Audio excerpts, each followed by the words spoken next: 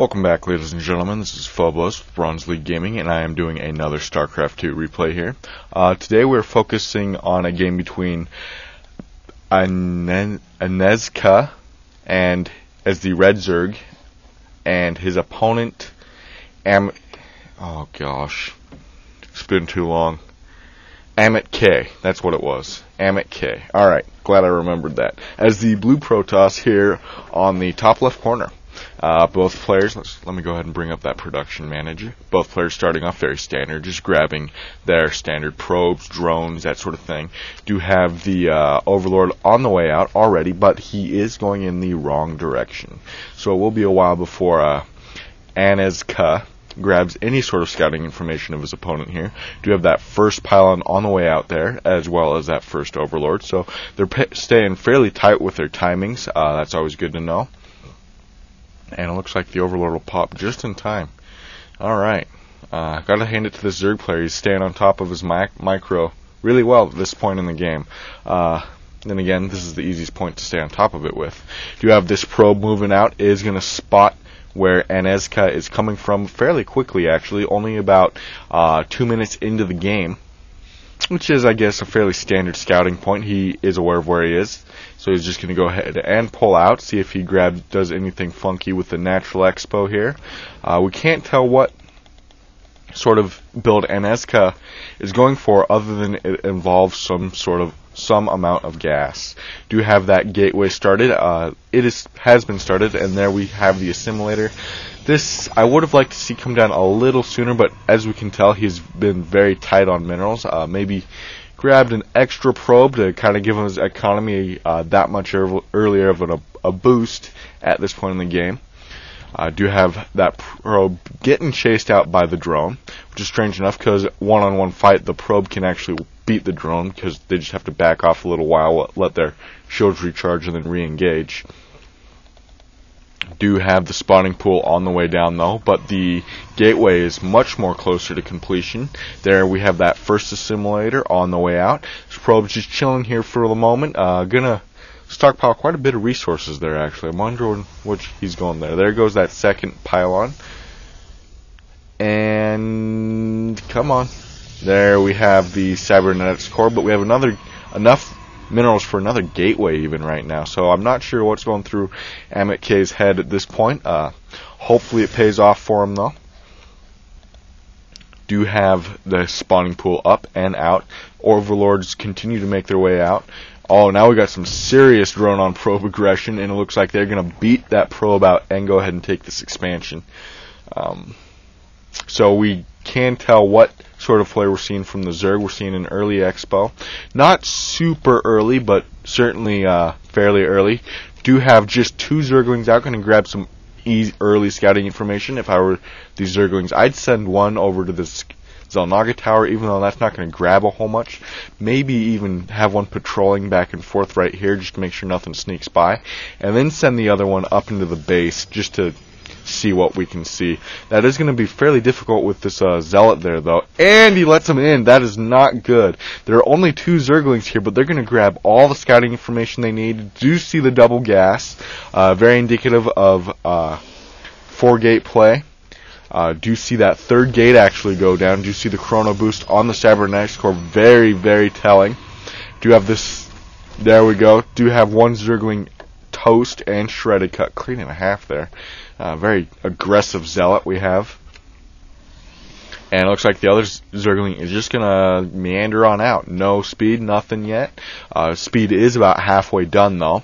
Do have an observer, not an observer, a sentry, sorry, I had to check what that was called real quick. Sentry on the way out, because as you can tell, that he realized this wasn't walled off to the best of abilities here. And it looks like we're placing a pylon down on the ground. Looks like he may be going for an expo here. We do see some early defenses going up for Anezka. Going to try and keep any kind of early 4-gate shenanigans off his expo. Allow him to make full use of that fairly aggressively. Do have 2 queens out. Very heavy investment in queens at this point in the game. Don't agree with keeping them both up there though. He needs to get one of them downstairs. And there we see it go. Alright, do have another forward pylon getting close to the edge of this ramp. I would actually have built that pylon probably right there just to get the ramp inside. Maybe put up a forge, a couple of cannons or something. Do have warp gate research up. We do have a 3 gate on the field right now. So we should start seeing quite a bit of pressure coming up. I would actually slate the pressure just a couple moments and... never mind, I spoke too soon. We do have that expansion going up as we speak. Pylon in the back, very good. It stops run-bys very effectively, and you can always pop a cannon down there for easy detection. Zergling runs in, but gets sniped fairly quickly by those 4 sentries now. 5, 6, very sentry-heavy army. Don't know what they're doing way back here. Maybe looking for other Zerglings. A couple more warp-ins. I would say he does need to focus a little less on sentries at this point and more on DPS. There's only 4 zealots in the game right now, and we do have 2 spine crawlers. Sentries don't do well against spine crawlers. They can't like block the spines inside the shield or force field there. We do have a roach warren on the way out, so I would actually start either push out now, like before any roaches can pop, or move away from that zealot build. That zealot build will be quite telling. Do you have that first stalker on the way out? No later gate there is the robotics facility. Sorry, I keep speaking ahead of myself. Do have this 3rd expansion going down though. Probes continuing just to crank out 4 amitk here. It's going to saturate this expansion very quickly at that rate. There we see the probe split. I would like to see one of these 2 geysers get brought up. It will be quite handy in providing quite a bit of gas in just a few moments. Now I know that is a late style play game. I don't know how well this 3 gate transitions into late game, but it seems to me like he should have done something with this amount of forces, or why build it? You know, at this point in the game, it just doesn't make sense to me. If there's no pressure coming off your opponent, I guess it's always a possibility that there could be pressure, but at this point in the game, there's a possibility there could be pressure at any point, you know. And there we have this ball, and he's choosing to sit on it. Bring it back to base, maybe? He did just reveal his entire hand to those Zerglings. I would have only brought a single Stalker or Zealot out to scout that Exel Naga Tower. Instead, he's used his entire force, told his opponent exactly what he has. Now, I know Anezka doesn't know that this is exactly what he has, but he has at least this, so he can bet on at least this to come and attack him when the time comes. So if you're over-prepared for that, hey, he's going to be just fine. It will slow down his economy quite a bit, but hey, looks like he's betting on just that at the moment. So do have roach speed as well as Zerg missile upgrades coming down. I haven't seen a forge yet, so no upgrades for amitk at the moment. Another pylon coming down.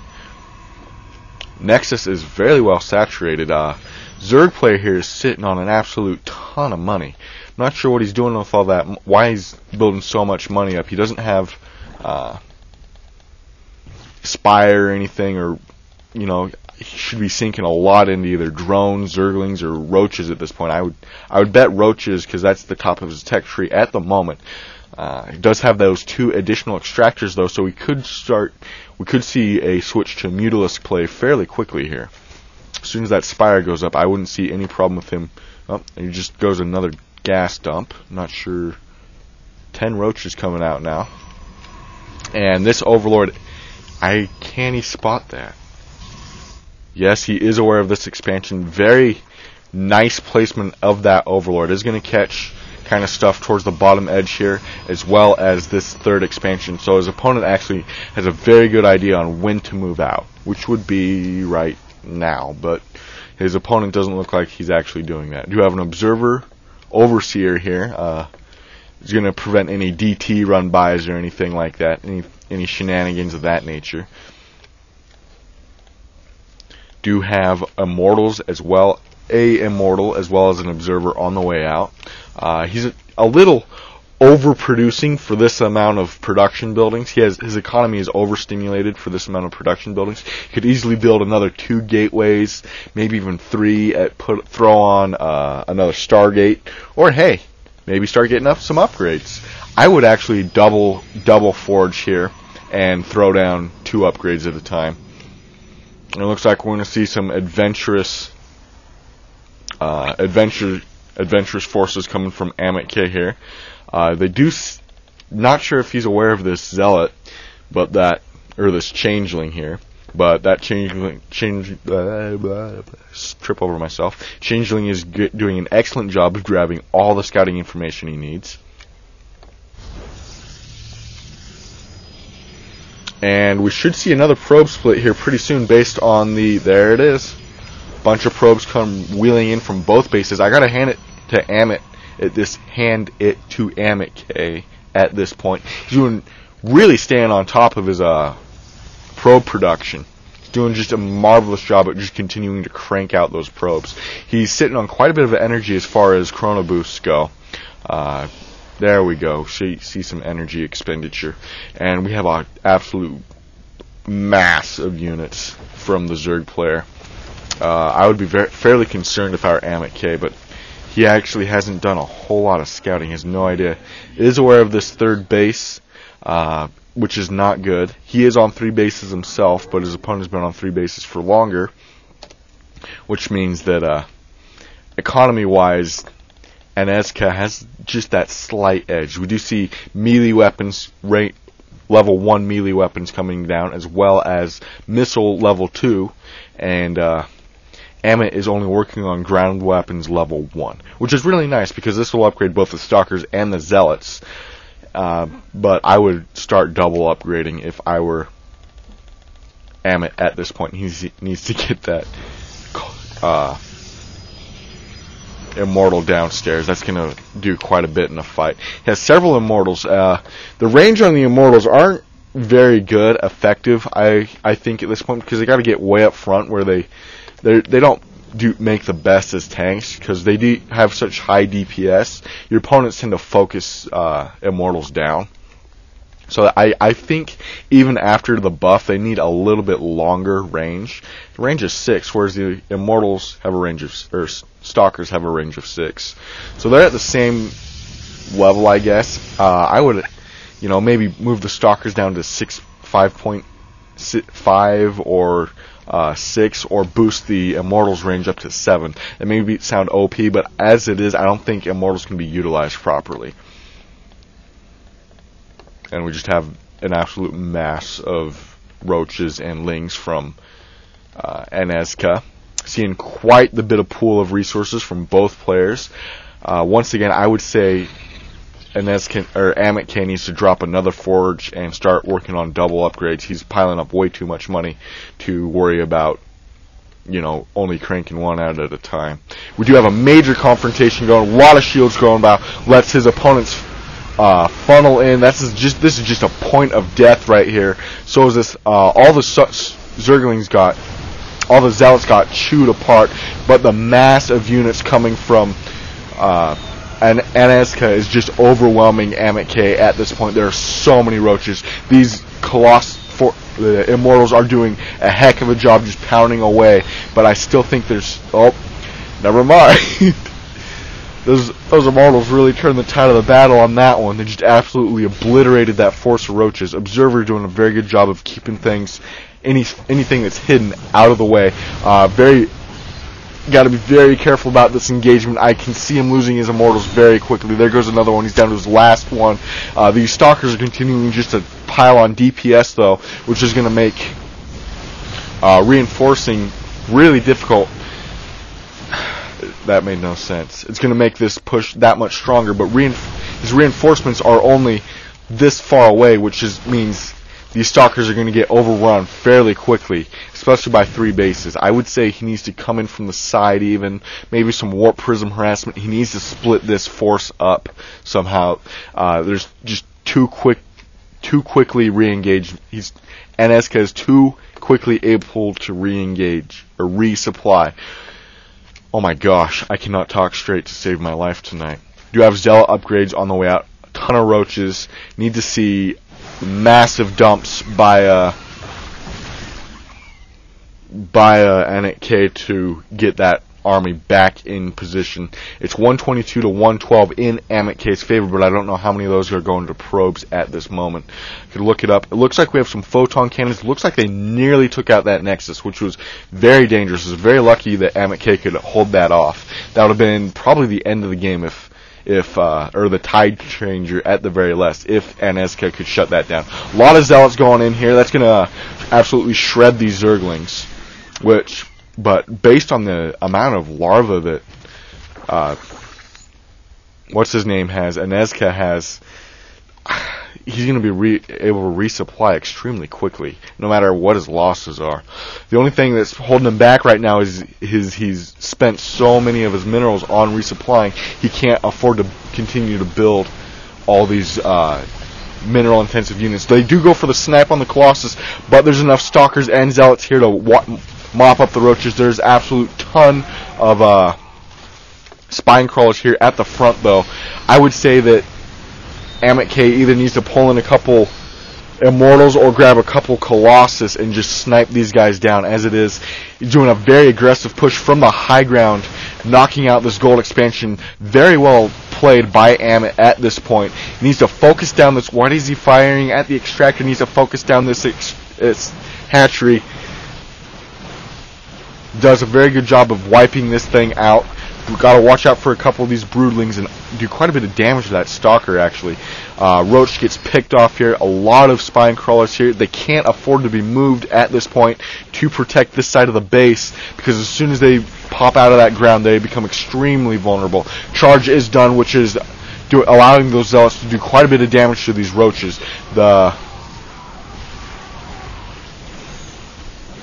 I'm not sure what that means. Anezka, Protoss real easy at our level. But whatever. I would say that he just did a better job of managing his economy and not dumping constant resupplies into a confrontation that wasn't supported by this massive army of spine crawlers. If there's anything that I could say that Anezka caused him to lose, is this massive dump into spine crawlers, which serve their purpose. They're actually fairly high damage units. They do an absolute ton of damage, but he kept on engaging off creep outside of his spine crawler support, which meant that his reinforcements were that much weaker every time he reinforced. He was able to resupply just fine. He had enough larvae, but he spent all his minerals on that, and therefore, when he finally when he whittled him down to where he couldn't attack anymore, he couldn't resupply quick enough because he had to wait for the money to come back. But and that's because he wasn't utilizing this. What is this? 1, 2, 3, 4, 5, 6, 7. And he lost 2 right there. 9 spine crawlers right there. He wasn't utilizing 900 minerals that he'd spent, plus the 50 it cost for each of those drones. So he wasn't utilizing a good 1,400 minerals. Not 1,400. 1,350 or something like that. Anyway, good job, amitk. I really got to hand it to you. You really stayed on top of your probe production, and I think that was absolutely crucial in this battle. Little slow on the upgrades, I'm not going to lie. I would have preferred to see those come out a little quicker. But you did a very good job on beefing up Tier 1 followed by Tier 2. Instead, I see this a lot where people get, especially in the lower leagues, people get 1 barracks and then proceed to build, 3 or 4 factories, 3 or 4 starports. That's great and all, but your Tier 1 units are your backbone. There's no way around that. And amitk had an excellent ratio to Tier 1 to Tier 2 with the Zealots / Stalker 2 Immortals in that initial confrontation, which was actually a very good in my opinion. Anezka, I think, could have done a little bit more. He had the infestation pit. He was obviously going for some sort of hive tech. He needed to, I think, build more infestors. I didn't see a single infestor that entire game, or switch to mutalisks. Now, with this many stalkers, Mutalisks would be very hard, but he could have at least counterattacked much more effectively instead of having to run through all those stalkers. Anyway, that's enough of my ranting and raving about the matchup. Once again, I am Phobos with BronzeLeagueGaming. Thank you for tuning in, and hopefully we'll catch you again. If you have any of your own games you'd like me to cast, it doesn't necessarily have to be Starcraft. Send it to BronzeLeaguePerspective@hotmail.com. Once again, that's BronzeLeaguePerspective@hotmail.com.